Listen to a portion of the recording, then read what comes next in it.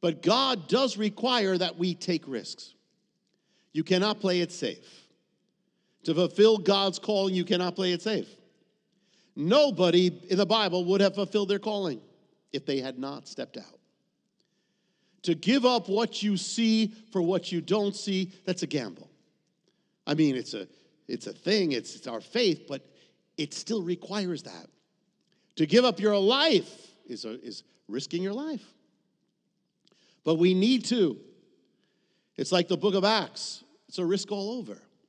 It's exciting. They're stepping out, risking everything with God, standing for the gospel. And that's when there's life. But what happens? The gospel goes to the Roman Empire. The religions get established, and what happens? They take the risk out. That's what religiousness does.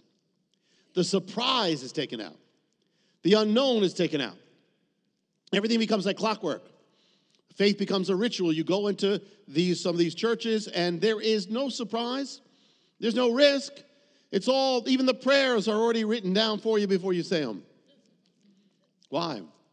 We can't take a chance. We can't risk the Spirit coming in, but not just in churches, but in the lives of believers. Because when you first come to the Lord, there's a risk. There was for me. I know for you, you're stepping out. You're going to something new.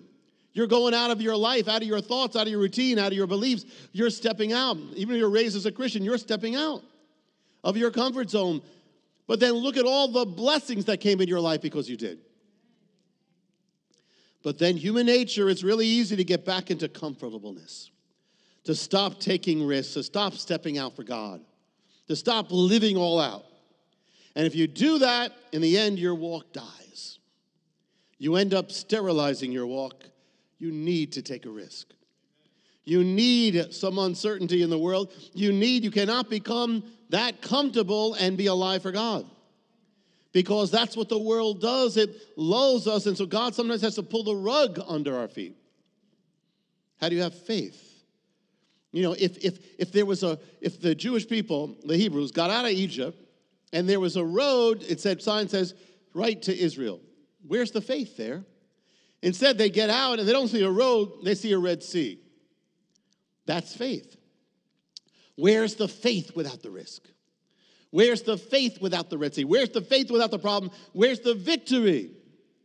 The uncertainty is part of so you can exercise the certainty of your faith. When everything in your life seems certain, everything is functioning, where's your faith? It's when not everything is, and you manifest, but I am sure of God. I don't care what the situation is, I am sure of God. I am sure of His love. I am sure of His goodness. Whether I understand it or not, I am putting everything, I'm banking on Him. See, it's the opposite. Faith is the most certain thing, but you exercise it when things are uncertain. It allows you to step out. Salvation is to make you so safe. Salvation is the state of being safe, saved, and safe. If you are safe, you're the one who can step out. Because you are so safe in God, you can step out and you don't have to fear. You can go across the world to dangerous situations and spread the gospel because you know who you are in God. God is such a sure thing, it allows us to step out and be what the world would see as risk takers. But it's really on Him. But He requires it. You know, when someone says, you know, when you're doing what's right and it's popular in the culture to do what's right, where's the reward? But when you do something that's right, when a culture is against that, then there's a price. Then there's a risk, and that's great righteousness. When people are saying, you know, I'm a righteous person, I'm a believer, but when Hitler was hunting down the Jewish people and those Christian minority were hiding them at the risk of their lives and their family's life, that was great righteousness. They took a risk for God. But in order to do what's right, they had to do that. To find out how you can receive more of Jonathan's teachings, to receive special free gifts, or get in touch, go to hopeoftheworld.org or call toll-free 1-800-YESHUA-1. That's hopeoftheworld.org or call 1-800-YESHUA-1. That's 1-800-937-4821. You can also get more at Jonathan Cahn's Facebook page or write us direct at Hope of the World, Box 1111, Lodi, New Jersey 07644, USA.